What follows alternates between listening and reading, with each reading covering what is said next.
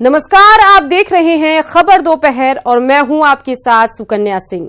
आज शाम 5 बजे लोकसभा चुनाव की तारीखों का ऐलान हो सकता है। शाम 5 बजे चुनाव आयोग प्रेस कॉन्फ्रेंस करने जा रहा है, जिसमें 17वीं लोकसभा चुनाव की तारीखों की घोषणा संभव है।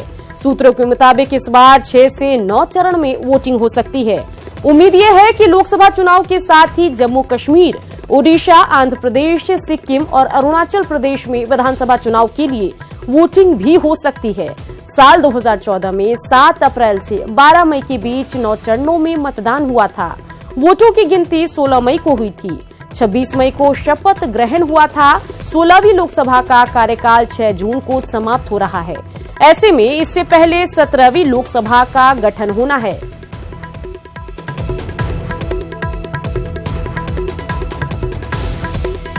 तो लोकसभा में कुल 543 सीट हैं। सामान्य वर्ग के लिए 412 सीट हैं। अनुसूचित जाति 84 सीट हैं। तो 2019 का काउंटडाउन शुरू हो गया है। अनुसूचित जनजाति की 47 सीटें हैं। बिहार में लोकसभा की 40 सीटें हैं।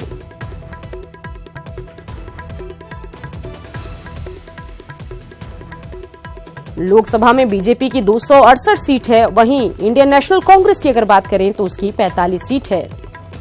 एआईएडीएमके की 37 सीटें हैं। एआईटीसी की 34 सीट है और बीजेडी की संख्या 18 की है। शिवसेना की भी संख्या हम आपको ग्राफिक्स के जरिए बता रहे थे। और कुल सीटों की अगर हम बात करें तो 543 सीट है, जिसमें सामान्य वर्ग की 412 सीट है।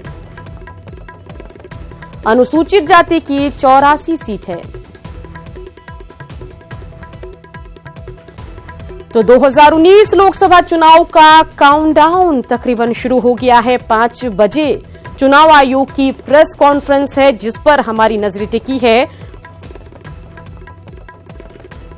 हाँ यार, ऐसा खबरें चारों तरफ है, तो फिर तो चुनाव आयोग के हाथ में है। इस जो बहस है, उस बहस को मंदिर मस्जिद के पीछे जा करके, फौज के पीछे जा करके जो गोला दागे जा रहे हैं, उसको पहले बंद कराएं।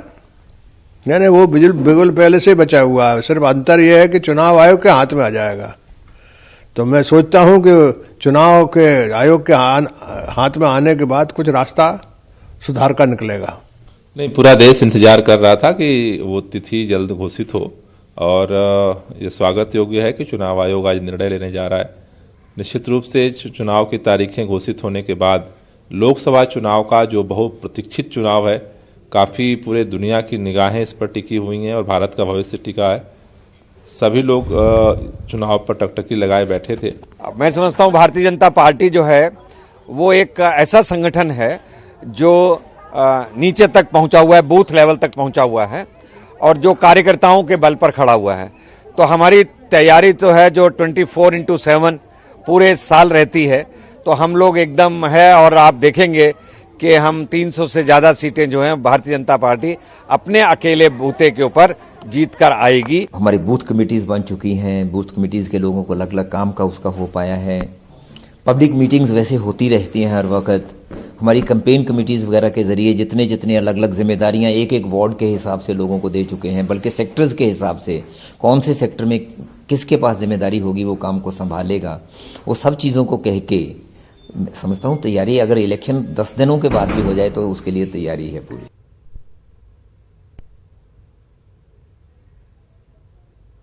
प्रचार नहीं किया। हमारे रिश्तेदार, हमारे परिवार, हालांकि हमारे परिवार में तो नेताजी तो डिफेंस मिनिस्टर तक रहे। उस दिन नेताजी ने ताऊ जी के बारे में बताया कि किस तरीके से लड़ाई में वॉर में गए, फिर वॉर से वापस आ गए। ये तो हमारे हिस्से में आती जो आर्मी का रिश्ता है कम है। और अगर मेरी पत्नी के परिवार के बारे में जानना चाहोगे तो इतने फौज में जिसकी आप कल्पना नहीं कर सकते।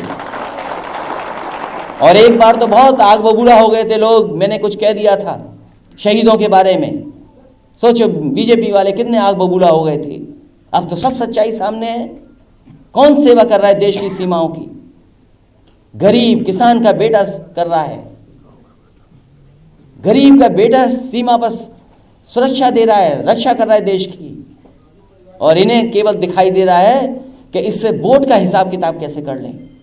कभी जाएं उनके घर में, पूछें कि उनके साथ जो हुआ है, उन्होंने जो खोया है, जिंदगी भर का दुख है, उससे भी ये वोट निकालने की कोशिश कर रहे हैं। इसीलिए मैंने कहा कि बीजेपी के लोग सत्ता में आने के लिए किसी सीमा तक जा सकते हैं। जिन्होंने गाय मां को नहीं छोड़ा, जिन्होंने गंगा मैया तक को बदनाम कर दिया, वो किसी सीमा तक जा सकते हैं।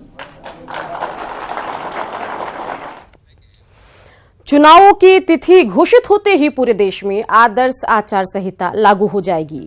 सरकार नहीं कर सकती है नई घोषणा, राज्यों में समान नियम लागू होंगे। इलेक्शन कमीशन के अनुसार राजनीतिक दल करेंगे एक्ट, इसी के निर्देश पर ही होंगे तबादले।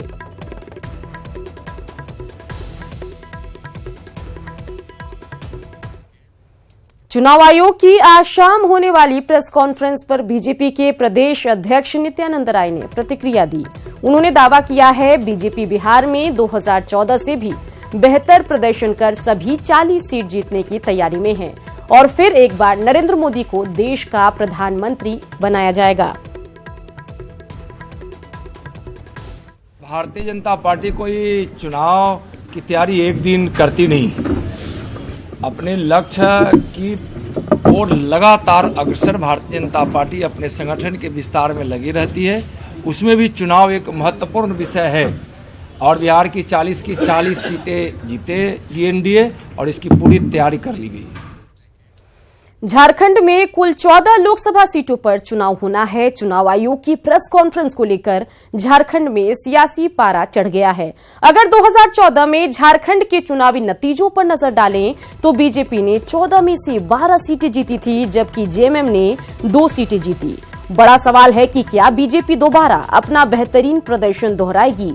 झारखंड में बीजेपी और आसू गठबंधन का ऐलान हो गया है, वहीं महागठबंधन को लेकर अभी भी पेच फंसा हुआ है।